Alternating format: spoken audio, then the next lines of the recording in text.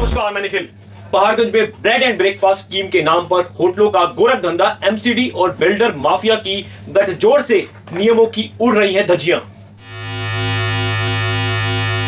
राजधानी दिल्ली के दिल कहे जाने वाले पहाड़गंज इलाके में एक नया मगर बेहद चिंताजनक ट्रेंड सामने आ रहा है। यहाँ अब ब्रेड एंड ब्रेकफास्ट स्कीम की आड़ में अवैध रूप से होटल नुमा इमारतें खड़ी की जा रही हैं। इस पूरे खेल में एमसीडी की चुप्पी और बिल्डरों की बढ़ती बेलगाम हिम्मत ने एक बार फिर यह साबित कर दिया है कि प्रशासनिक तंत्र भ्रष्टाचार के दलदल में गले तक धंसा हुआ है। क्या है ब्रेड एंड ब्रेकफास्ट स्कीम?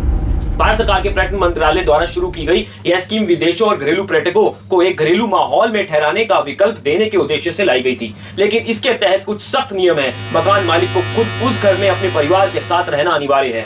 अधिकतम 6 कमरे तक के किराए पर दिए जा सकते हैं। स्थानीय पुलिस, फायर डिपार्टमेंट और आस पड़ोस के निवासियों से एनओसी आवश्यक है, लेना बहुत जरूरी है। चौथा, हर कमरे की सफाई, सुरक्षा और आग से निपटने के इंतजाम का निरीक्षण होता है। पांचवा, किराएदारों का पूरा रिकॉर्ड रखना बहुत जरूरी है और समय समय पर प्रशासन की रिपोर्ट देना होता है। पहाड़गंज में क्या हो रहा है?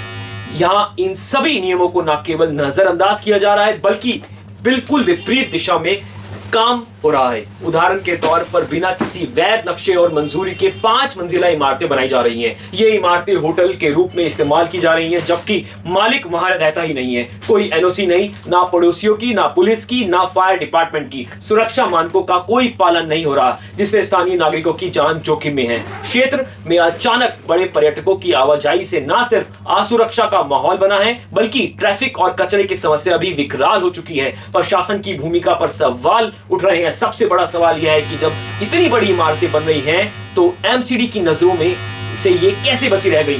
क्या एमसीडी ने निर्माण से पहले इन इमारतों का निरीक्षण नहीं किया? क्या क्षेत्रीय पुलिस को नहीं पता कि यह होटल कैसे चल रहा है, या फिर यह सब जानबूझकर मौन स्वीकृति के तहत हो रहा है?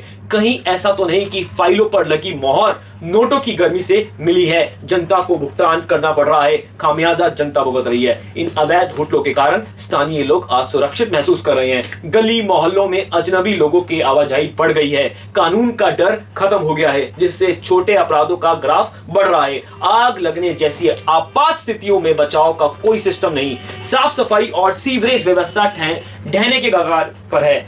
अब जरूरी है जवाबदेही तय करना। अगर अब भी चुप्पी बनी रही, तो आने वाले समय में पहाड़गंज जैसे क्षेत्रों में कानून और व्यवस्था नाम की चीज खोखली हो जाएगी। अवैध निर्माणों का माफिया खुलकर खेल खेलेगा। आम जनता के पास ना शिकायत का रास्ता बचेगा, ना राहत की उम्मीद। यह केवल अवैध निर्माण का मामला नहीं है, यह नागरिक अधिकारों, शहरी नियोजन और प्रशासनिक जवाबदेही पर सीधा हमला है। निष्कर्ष यह है, अब जनता को ही जागना होगा। अब समय आ गया है कि हम दिल्ली वासी ऐसे निर्माणों की रिपोर्ट करें। सूचना के अधिकार के माध्यम से, यानी कि आरटीआई के माध्यम से हम सवाल उठाएं और संबंधित अधिकारियों को उनके कर्तव्यों को याद दिलाएं, क्योंकि जब सरकारें चुप हो और तंत्र बिक चुका हो, तो लोकतंत्र की सबसे बड़ी ताकत बनती है जागरूक जनता। दोस्तों नमस्कार, मैं निखिल।